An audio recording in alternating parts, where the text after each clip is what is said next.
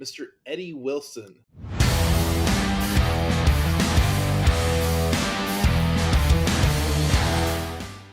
Eddie Wilson, what part of the country are you from, and where are we speaking from today? Jacksonville, Florida, Ponte Vedra Beach area.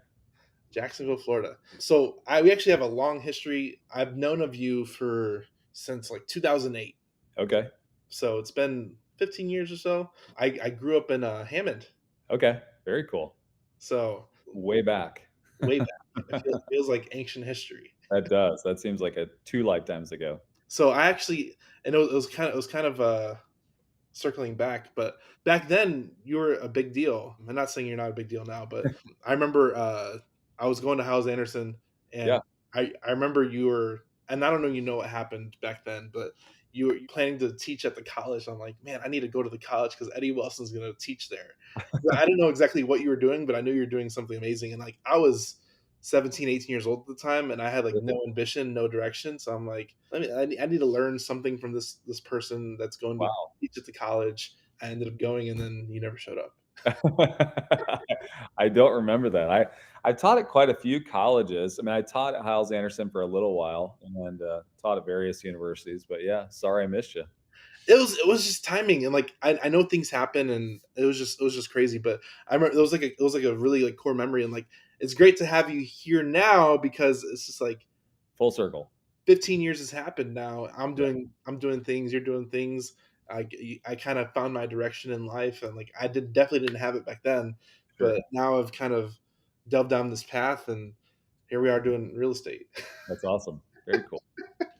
So for everybody that doesn't know you, because I need a highlight reel for like the past 15 years, because back then you were doing radio and all this stuff, and now you got like thousands of multifamily doors and 90 businesses and all this stuff. So can you give everybody like a 30-second brief description of who you are, what you do now, and let's Yeah. kind of jump into it.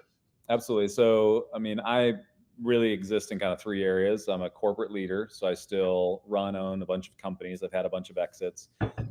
Exited over 100 companies now. I currently own 27 companies that we own and operate. So I'm always buying and selling businesses. I'm an investor. That's kind of the second bucket. So whether it's private equity, multifamily, there's really not a deal that I'm not interested in. I'm a deal junkie for sure. And then the altruist side, like I love to create to give back. And so I have a very large nonprofit, international nonprofit that exists in over 108 countries and exists to really do good in the world. And so those are the three areas of my life over the past 15 years, probably since you saw me. I built an empire, sold an empire, building a second empire, and it's been quite a wild ride. All right. Let's jump into it. I'm excited. I'm excited. So let's jump into business. I want to cover like Yeah, each one, and we're gonna kind of cover each little topic through the end. I think we'll end up with philanthropy at the end. But let's jump in business. So buying and exiting businesses. I think this is where you've been doing this year. for. You've been doing that for even before real estate, from Yes. my recollection. How did you get into that? What was like the quick story of your first Sure. buy? Did you buy it seller finance? Like it was a $1 million Yeah. business, or was it a $500,000 business? Because like everybody wants to like Right. do this, but like where do Yeah. people start? So I actually did not start on a traditional path. I was in television and radio and had the fortunate opportunity to sell a TV show to Fox and had a little bit of capital. And then I built my own advertising agency. And through a bunch of circumstances, which these kind of all predate, what you're talking about in 2008, these predate that. I had my first exit, which was an advertising agency and I was taken advantage of. And while I sold and I made lots of good money, I left a lot of money on the table. And I remember that day, like finding gratitude in the moment, just like I'm so grateful that I have this opportunity, but also frustration in that I could have done this better. And making a promise that day that I'm never going to sit at a table like this and be taken advantage of like this. Like I can create win-win scenarios where one person doesn't have to sit across the table and lose. Like we can both win. And so I began to perfect that process of buying, selling businesses. And I built up until 2019, I had 86 operational companies. We sold 76 of those in 2019 for 1.2 billion. And it was just this crazy kind of full circle moment. But really, right now there are 15 million baby boomers that have businesses that within the next 7 to 10 years they'll walk out, they'll take that open sign and turn it to close, and they'll never walk back in.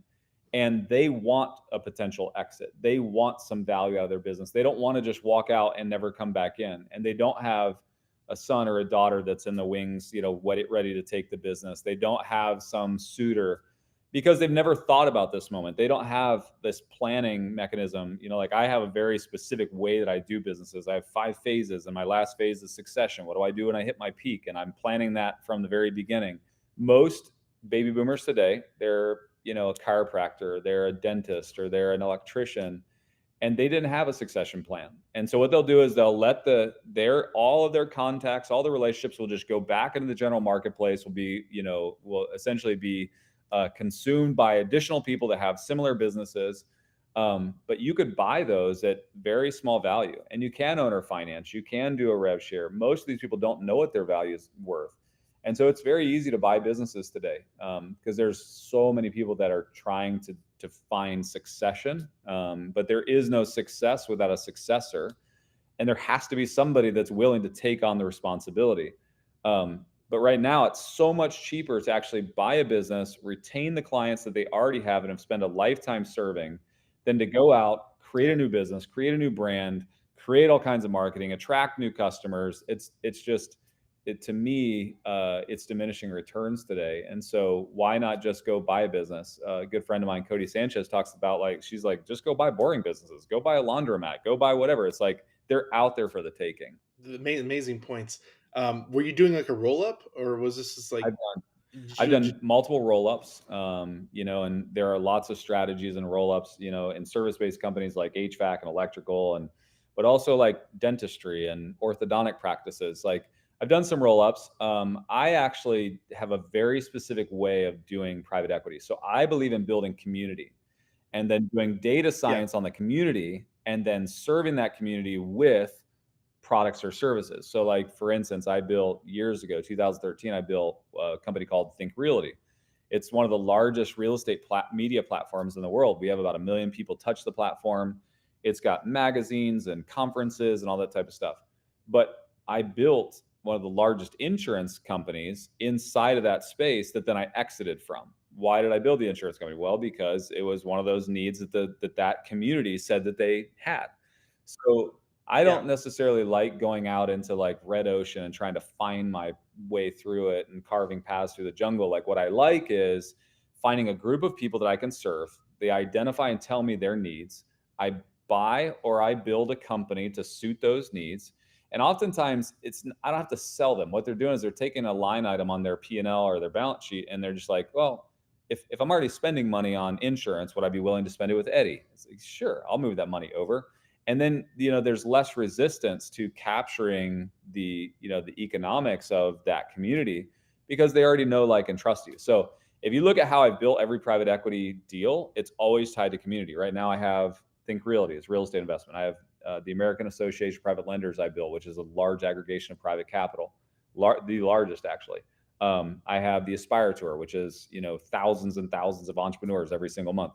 I have a group called Money Is, which is with my partner, Andrew Cordell, which is all people that are trying to invest. I have FitCon, which is the world's largest fitness convention. Like you just go down that path. Like all I'm doing is building massive communities, and then I serve those communities through the businesses that I build. I love the community aspect of it. I think a lot of people they go after like the client based side of it, but if you build off community, you can really Right. leverage and service those people, because I think great businesses are built off community. It's such a Yeah. great little analogy. What's one of the biggest ways to build and create community and keep them in Yeah, community so community with is that? usually tied to one of two things. One, geographical location and commonalities. Or two, it's typically content, right? So you have to find what content or need a grouping of people desires and then serve them with it. It's like I do a lot of events. Those events, I don't necessarily make a lot of money on, but what it does is it pulls the people into a geographical location with a commonality. And so I believe that content always serves the community best. podcast, groups, social groups, meetups, like all that type of stuff. To me, people want to build community around content and their desires. And so it really doesn't matter what it is. There's a group out there for everything. Mhm. Absolutely. I think it's funny because that's one of the things that I have my own community and I'm building my own community. That's why I asked Sure. that question. And then I do annual events where I bring community Right. together once a year, and that's kind of I've been doing it Super 3 years. powerful. And it's one of those things where like I don't know how I'm going to do it for, but like I enjoy going because it's an opportunity for Right. community to come together. And just the symbolism of that. Who cares how many Right. people show up? The same time people that show up, I mean, we're gonna have a Exactly. blast. Yep. That's fun stuff. Another business question I have is, what's your favorite business that you've either owned or still own that you've held in your Yeah, portfolio? I mean, I fall in love with every business I have. I mean, that's the nature of the deal. It's like whether it's a real estate asset or a business, I fall in love with all of them. But I think the one that I'm most particular toward today is the coffee brand. So, 4 years ago, Okay, I brought a guy down, which you probably, I don't know if you remember him or not, Doug Cole, which is kind of from that general area that you grew up in. I brought him down to Atlanta, and he was a coffee roaster, and he began to roast coffee with me. Now we're on our fifth shop. We got a mobile shop as well. We're building 5 more stores all over Florida and Georgia. I'm a coffee fanatic and traveled the world drinking great coffee and came back to Atlanta and was like, Atlanta's coffee culture just isn't fantastic. And so I want to solve that. Brought Doug into it. So it was my vision. I funded it, and it's like, and I love coffee, and I love that coffee to me represents community. And so in every one of those little shops, there's so much camaraderie and community that happens in there. And so it's like it stands for what I do, and then I give a percentage, like our entire brand. The coffee brand is called Because Coffee. That's the beans. That's the roastery. Then our retail shops are called the Myth and Legend Coffee Shop, right, or Coffee House. And so because coffee, the beans, it's amazing coffee. It's all specialty roast, high grade coffee. But then we give a portion of the proceeds away back to the nonprofit, which is my real passion. So it's like it kind of ties everything that I'm about into one. And so that's the one that if I ever get the big offer on the exit, I'm gonna have a really hard time exiting from. okay, okay. I like that. I like that coffee. I love that. You found. I think you're a deal and real Oh, estate sure, junkie. It sounds like absolutely, it. I think it kind of fits a lot of people's yeah, personalities, but I think you're like, man, I love every yeah, single one of them. They're all amazing. Like, how can I let it go? Or like, you're like, I don't know if I could yeah, let it go. Um, so let's talk about that. Like, how, like, where is the point where is the number good enough, or is like you're ready to move on to the next thing? Like, yeah. is it the number? Is it you're handing it off to a good person that's going to do good Mhm. things with it? Like, what's that exit Yeah, look like? so there's 5 phases to every business and really life. The 5 phases are startup. That we start with a predetermined amount of time and predetermined amount of money. Then we move into perseverance. This is when we're in the pre-profit phase. We're in and out of profitability. We're bootstrapping everything. We're throwing people at things. We're wearing 5 hats. We move into viability. That's when we've got enough capital to do what we need. We got the right people in the right seats. We have operational standards and structures. Then we move into scale, right? Like now, what can I do? If I pour gas on this fire, how big can I get it? That's what I live for right there. Is I push so hard to get into viability because I won't scale something unless it's truly viable. And then I love the ride of going from viability to scale. But then once I get it to what I believe is my potential, then I either find someone to run it for me, which, at one time I had 86 companies and I didn't run the 86 companies. I had 86 CEOs that were running the companies, and so I get it to either whatever level I want to, or I may push a leader to get it to whatever level they're capable of. And then the succession plan. Then succession, there are some businesses I'll probably never let go of, like coffee and others. But succession might be selling it, might be passing it on to an owner, another owner. But it's like real estate is a little bit different for me. I'm a third generation real estate investor. Grandpa's a real estate investor. Dad's a real estate investor. And so, real estate, while I love real estate is where I'm parking my wealth and creating a long term path for future and endowments and all that type of stuff. I really have like 3 buckets. My first bucket is active income. I create active income through my businesses. Then I took that active income and I pushed into my passive income, which are all my real estate doors. And so I have a ton of real estate doors, over 4,000, lots of multifamily, some single family, and some commercial. And you kind of mix all that in. But really, that's a place where I'm holding, right? Like I don't do flips and stuff like that. Periodically, I'll sell something here or there, but for the most part, I'm holding. And then that's for long-term generational wealth. It's tax strategies, it's so on and so forth. Then I have what's called my institutional bucket, which is like when I'm moving that passive capital into self-directed structures, infinite banking, endowments for my nonprofit. It's like I just have this massive waterfall effect. And so all of those strategies play into it, right? Like businesses, are generating capital and I want them to scale. But when you get, then it rolls into passive, then it rolls into more institution. But you say like, well, how big is big enough? For me, you get to the end, and if you go follow that entire circle, you get to the end, which to me is all about purpose. It's about my passion. It's about doing massive things around the world and creating impact. My entire nonprofit's called Impact Others. And so you get to the end and it's like, well, how many people do you want to impact? Well, based on the fact that I want to impact the entire world, it's like what it does is it creates this infinite structure from the very beginning. It's like, well, how many businesses? Well, as many as I can get. How much real estate? As much as I can amass.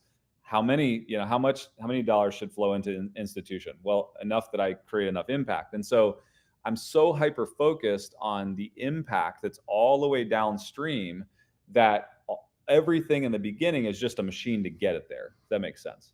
Yeah, yeah. It takes the impact vision is so large. It takes lots of energy and resources to create that Right. flow to create the Yeah. impact you want. So that's why people say to me, when is enough enough? Well, I mean, enough was enough 20 years ago. Like I had enough wealth and enough things that I could sustain my lifestyle. Then I turned into, well, it's not about me. It's not about my family. It's about the outreach. It's about what am I doing around the world. And so then, like from my perspective, there's never enough because if ultimately that enough is serving someone else, I care about the people that we're impacting. I don't really care about the deals anymore. I think it's having a grander vision. I have this theory where and like I've done pretty cool things, and I know I'm gonna amass other. I'm very young. I'm amass to do greater things beyond that.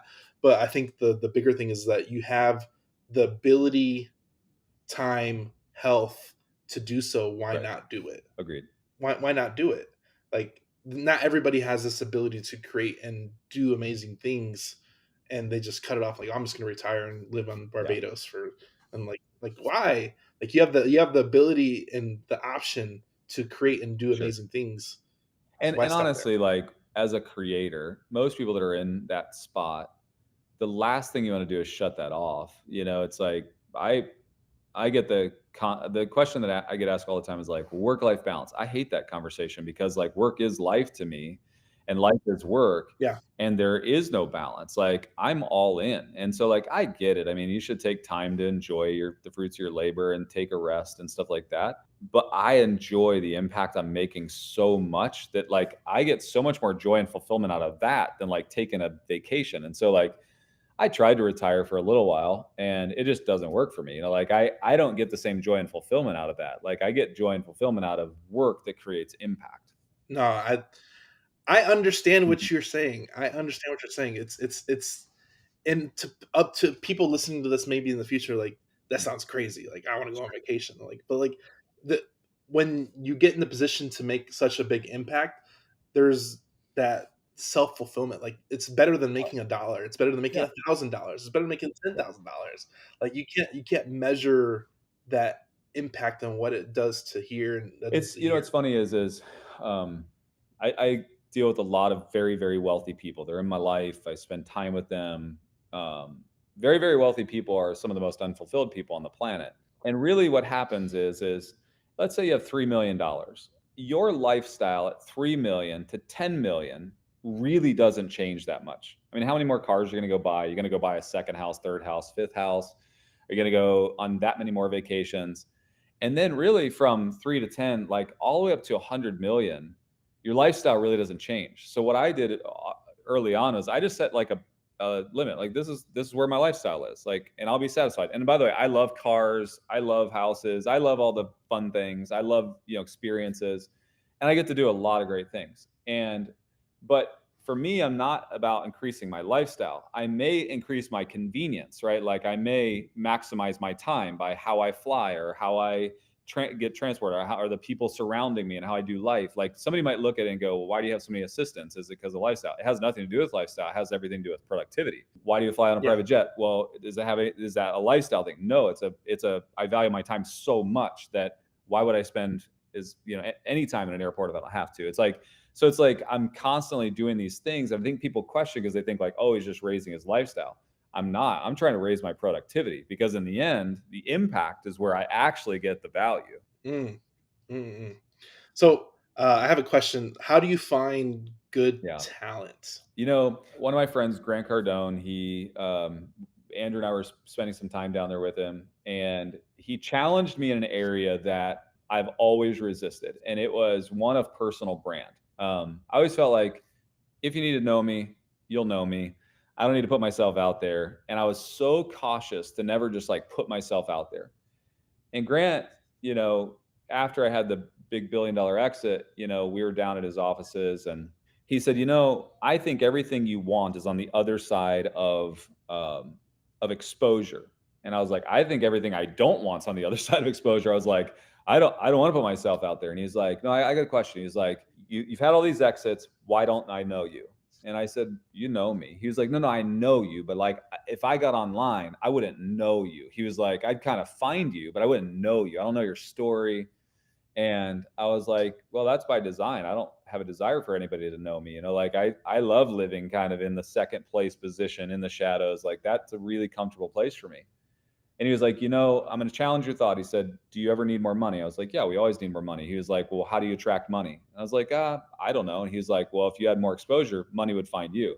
He was like, how do you attract good talent? I said, well, ads, whatever. I got an HR team. He was like, no, he said, if you had more exposure, people would find you. And he just starts like going down that list. And I was like, man, like he totally has me. And so I made a concerted effort about 2 years ago to begin to start to tell my story on social.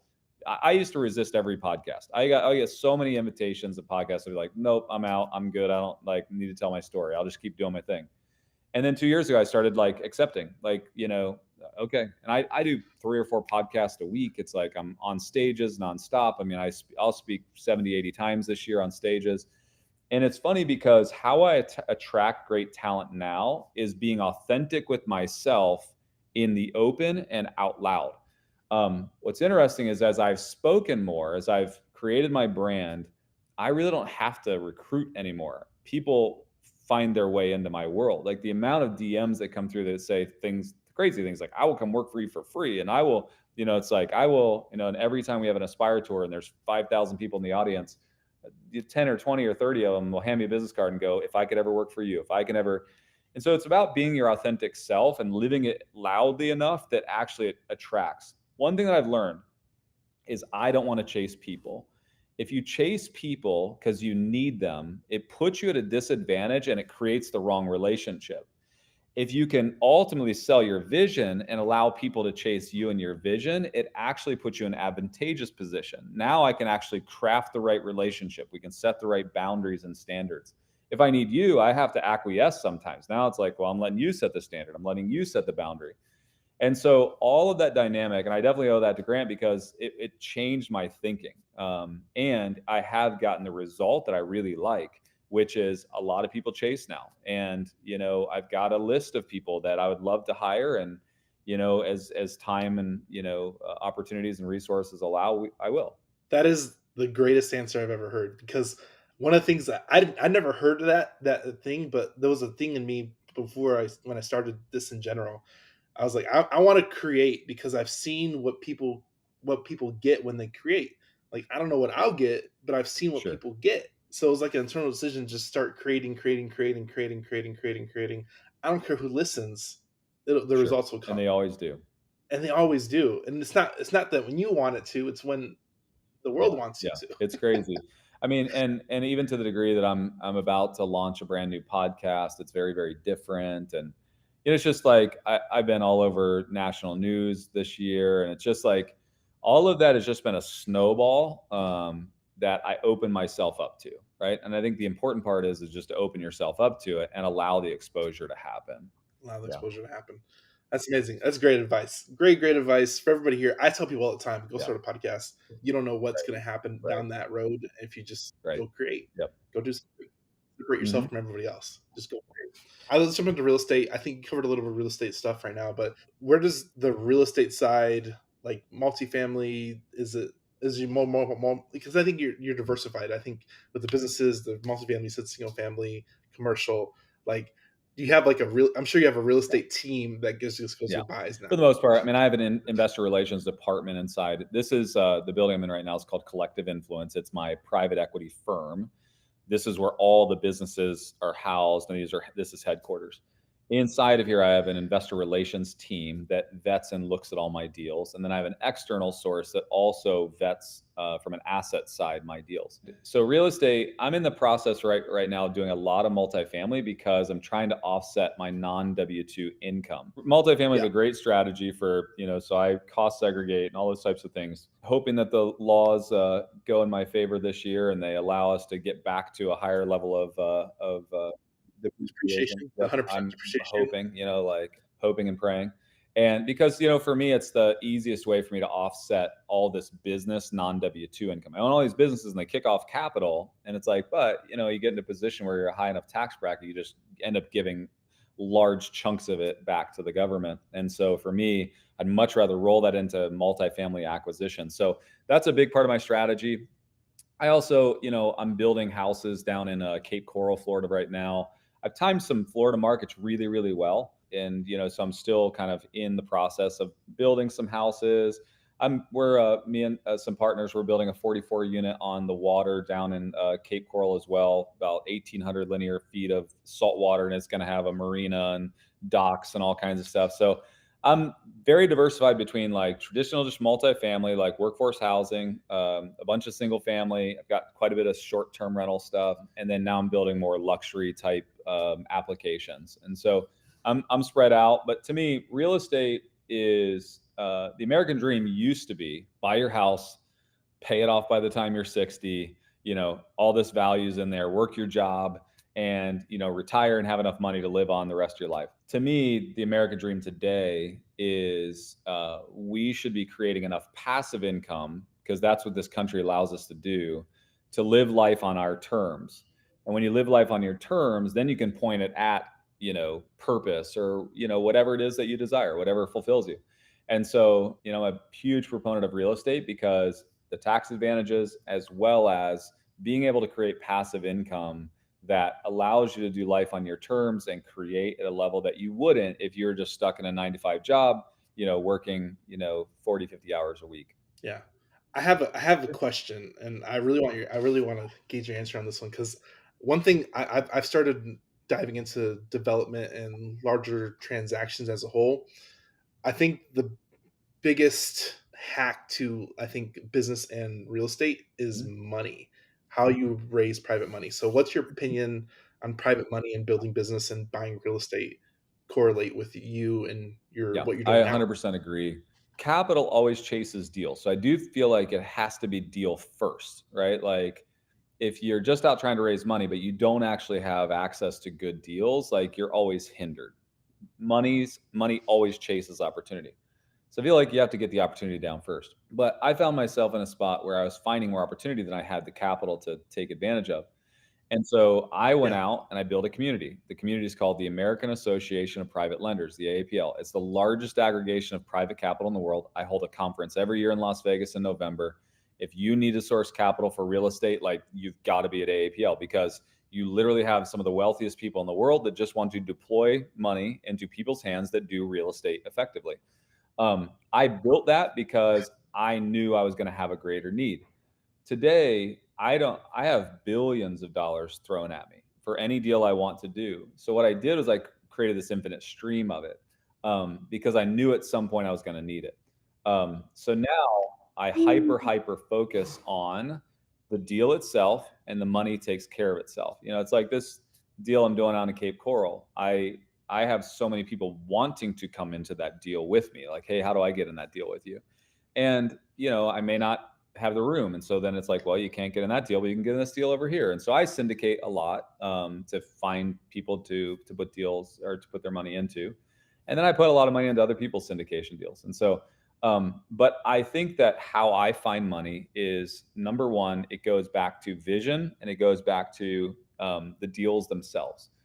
If you're just out trying to aggregate money for the sake of aggregating money, money does not follow personality. Money always follows the deal, right?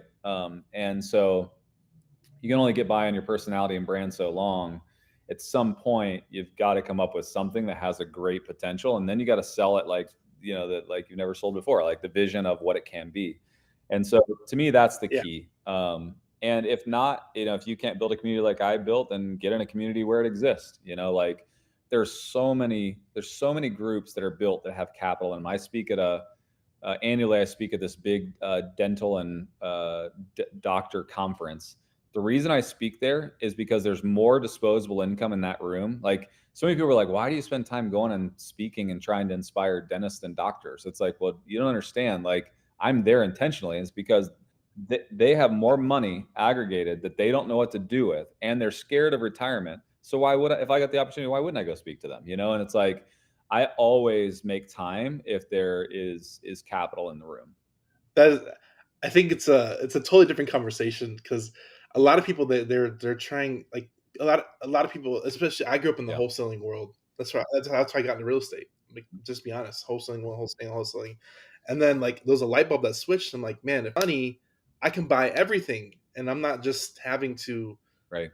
liquidate because the person I'm liquidating to is just somebody that raised the money. It's Yeah. not their money. In most cases, Yeah. it's money they raised. You So want to it was a money switch. It was a flip. Go you want ahead. me to give you you want me to give you one of the craziest um I teach this all the time. So many people get told if you want to go into real estate, wholesale. It's the easiest barrier to entry. Like no money out of pocket, just get in the middle of the deal. You got to find a distressed asset and a potential investor and get in the middle of it and take your piece. And that is one of the easiest ways to get in real estate. And a ton of people start there, right? And they can roll their cash and they can go bigger and they can start flipping and they can start doing multifamily or whatever it is. And it's like this race to the top. Did you know if you actually come to my conference in November, the thing they need most is people that will deploy their capital. They Every conference that I have every year, and there's 800, 1,000 people there. They're super wealthy. They need to deploy money. They can't find people to deploy their money. They don't have enough deals. And this is the crazy dichotomy. As I've said to so many people, stop wholesaling assets and go wholesale money. If I were you, I actually built an entire course called the Certified Private Lender course, right? Because what I've said is like, if you sat at my conference and you said, hey, I'll help you find a place to put your money, let me broker it for you. You don't even have to have a broker license. Go wholesale their money. Take 2 points on every deal you originate, take a 0.5% on those deals, and they gladly will give it to you. And when you walk into a room of real estate investors, instead of saying like, "Hey, who has a deal?" or I got a wholesale product. If you come in and you go, "I'm the lender. I've got all the money." Every eye turns to you and goes, "Okay, let's talk." Right? Versus like, "Hey, I'm a wholesaler and I'm looking for the next deal, and I'm assigning things." And it's like you change the entire narrative if you can actually align yourself with capital. It's a crazy paradigm shift, but it's like I have a goal over the next year or two to literally take 5,000 wholesalers and go like, stop going after the next wholesale deal. Let me show you how to wholesale money. So my partner, he's driving to South Texas right now. He was going to show up for this podcast, but he couldn't make the commute.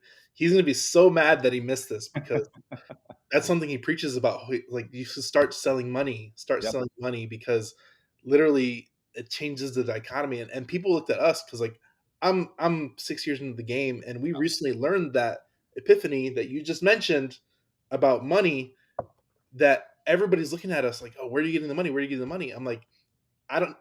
You just explained it perfectly, Yeah. right there. You just explained it perfectly. Is that there's unlimited money out there looking for opportunities. If you know how to create opportunities, you can place that money and you can become the lender. And the lender, in most cases, makes more money than everybody. The person that is lending the dollars at the closing table is always making more money. They Oh just do. I think I tweeted yesterday is that everybody wants to own because it's the cool thing, but becoming the lender and seller financing is where real ROI is made. 100%. It's insane. I love this conversation. This is such a great. I love the money side of conversations too because not a lot of people talk about it. Mhm. Because if ever listen to this episode, if you just went there and find money, it would change your whole real estate trajectory from 10 years Sure. of I hate this. I hate this phrase of like, "Oh, I reinvest all my capital to. I'm like, no, no, no, just Yeah. go raise money, please. Right. Go raise money because it'll change the trajectory of like your 10-year plan could be Mhm. shortened into 3 years Right. if you just went out and raised money. Agreed. It's literally insane. So I'm glad you mentioned this. For everybody here listening, go raise some money. It's amazing. It's amazing. And I love that you created a community around money to raise money because you know you would need that in the future. That is very visionary of you. A lot of people don't have the vision of doing that. And it's funny because my partner, he's gonna be mad about this. We're trying to create that place where people bring money together, and that's one of the things. But I mean, Great. it's one of the things because we know we have a grander vision and goals of what we want to do, and we know we're gonna need outside capital to do so. So you have to create the vision, a bigger vision than what's out there for Right. people to align to your money opportunities, and then you have all the money you need to Yeah. do whatever you want 100%. to do. 100%. And oftentimes where there's space of of a lack of understanding, we fill it with a negative. Yeah, Um, where there's a lack of communication, there's always negative filling that space. And I think that it's a very interesting thing. But if somebody actually spent a day, a week, a month, a year with me, they'd realize like everything. Like I am wealthy. I have wealth, and things are going very well. But what I do with my wealth, I'm so intentional about, that I actually am making massive impact on people who don't have wealth. And for me, there's no greater fulfillment. And I grew up in a very faith-based home. I know you did too. And so to me, faith is a huge part of what I do, but it's broader than that, right? Like, I have TV studios and radio stations around the world that I still own and operate. But a few years ago, I started what's called Impact Others. And we really exist in four areas. The first area is feeding and educating underprivileged children around the world.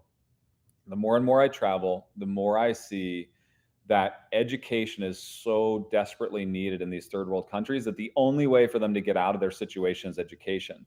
But oftentimes they can't receive the education unless the basic needs are met. And so we'll feed them and then educate them. And so we have feeding and education centers.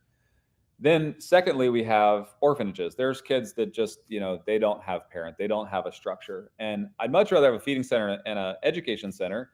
But then there's some that like there's just so many issues that you don't have a choice but to have an orphanage. So we have orphanages.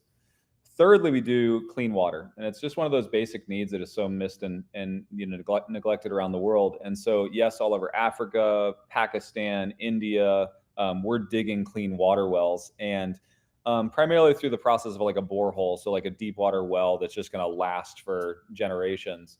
And some of these places we're going into, like we're digging wells in places that have not had clean water in 2,000 years. Like their ancestors have lived in these places for 2,000 years. And for 2,000 years, they've had to walk miles to get water.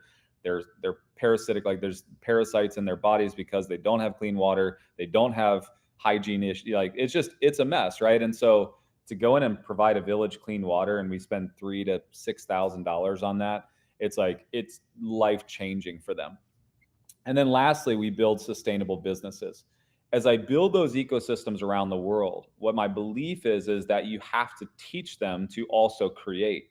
And so we built, I think, 17 or 18 sustainable businesses today in those communities. So, like, if we have an orphanage or a feeding center or a TV studio or whatever we own, we're oftentimes then coming in and finding an individual that has the ability to create and getting behind them. And instead of doing it like a micro loan where it's like, hey, I'll give you the money to start your business, then you give it back to me.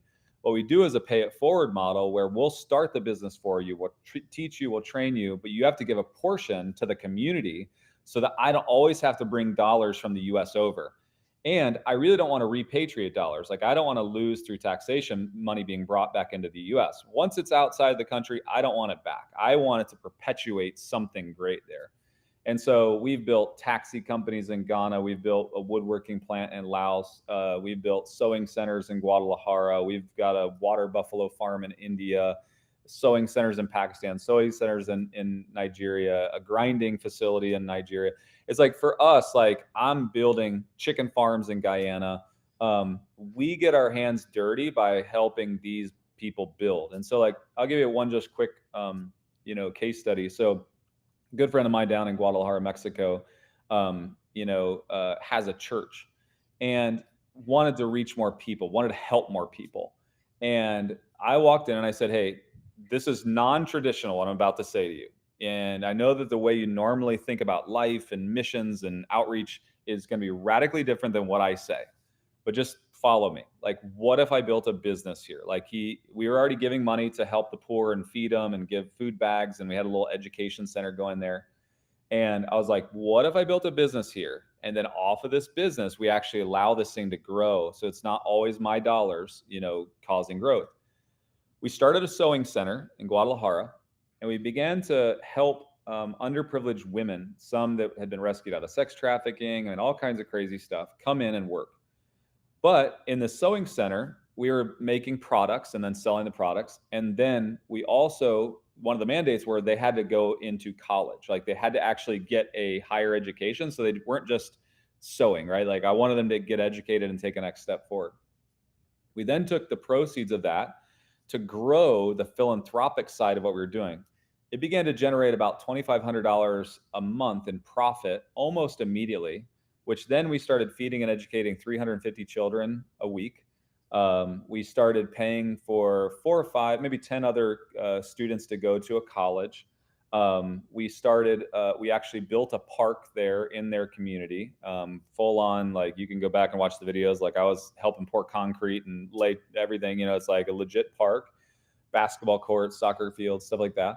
And now that sewing facility, it facilitates a television broadcast. It's like all kinds of stuff, and I don't have to continue to feed it, right? Like it's actually making massive impact on the community. So now what I say is like, hey, how many more dollars can I put into this to build a bigger sewing ministry or facility? Like how many?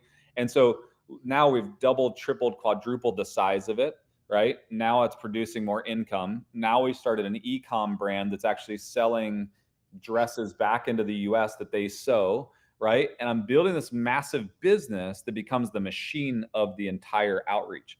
And for me, that's super gratifying because like I have built a business here that just pumped cash into Mexico? Yeah. And there's always issues.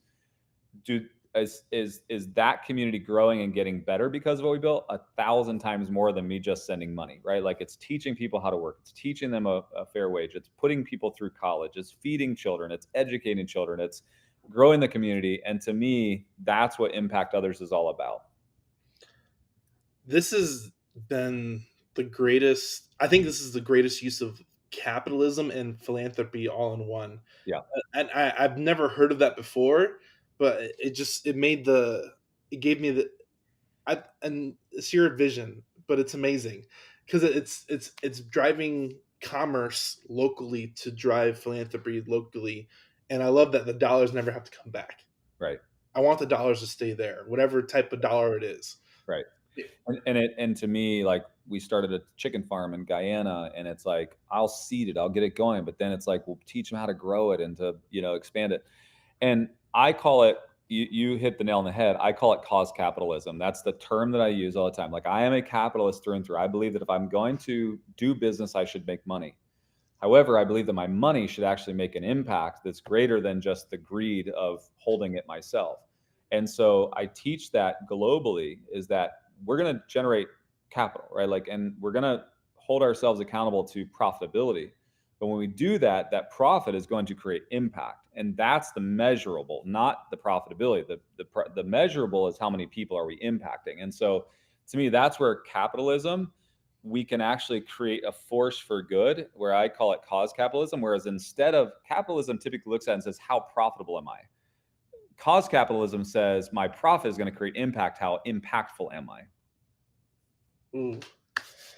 This has been an amazing, amazing, amazing episode. I'm going to cut this episode into 3 pieces, and we're going to release it in part 1, part 2, and part 3 because I think we covered 3 different things, and I don't want to like. I hate people like I'm not going to get to the end. Like, no, you have to get to the end on stuff like this because we covered 3 amazing topics, and this has been amazing. Aspire Tour, can you tell us a little about that and where people can, a little about Yep. that? One of the big things that was a big passion of this past year was I wanted to create an environment that really took aspiring entrepreneurs and gave them a place to learn and focus. The whole point of the Aspire Tour, and it was to drive again impact. So I start off every morning at the Aspire Tour talking about I can teach you something today that would revolutionize your life. I can bring these people on this stage, but in the end, make a promise to me that we're going to go make impact that's greater than us. And we start with kind of the whole impact purpose side of it. And then I bring out my friends. We bring out Alex Rodriguez and Kevin Hart and Kevin O'Leary and Mark Cuban, and all these guys come and speak for me every single month. And every month we make a stop somewhere in America. We just left LA and Denver, and then we'll be in Miami, Orlando, New York City. We literally, our biggest event of the year will be July 20th, where we rented out Madison Square Garden. And we're doing a big, massive one. We've got Stephen A. and Alex Rodriguez and David Ortiz and Marcus Lemonis and Kevin O'Leary. And it's a crazy lineup in New York City. And then we go on to Phoenix and Houston and all big cities across America. And so to me, it's a great place for entrepreneurs to kind of come together, find inspiration, and then I try to just sow that give back attitude and mentality into it. Amazing, amazing. Everybody go check it out. Aspire Tour will be down below and it's on the screen right here. Definitely go check it out. I'm excited. I know, like I said, I didn't know what you were doing up to this point, and this is why I love stuff like this, because this just opens up opportunities and doors for everybody here. Definitely go check it out. This has been amazing. Go like, share, subscribe. You know what to do. Go check out Aspire Tour. Go see Eddie live in person somewhere in the United States. And thanks for coming on, man. This has been amazing. Thank you. Great to catch back up. Hey, if you have any deals you'd like to submit to the Hive Mind and our team, go to hivebc.io. It's actually the Hive Buyers Club. Submit your deals and we can hopefully dispose your deal for you. Have a great day.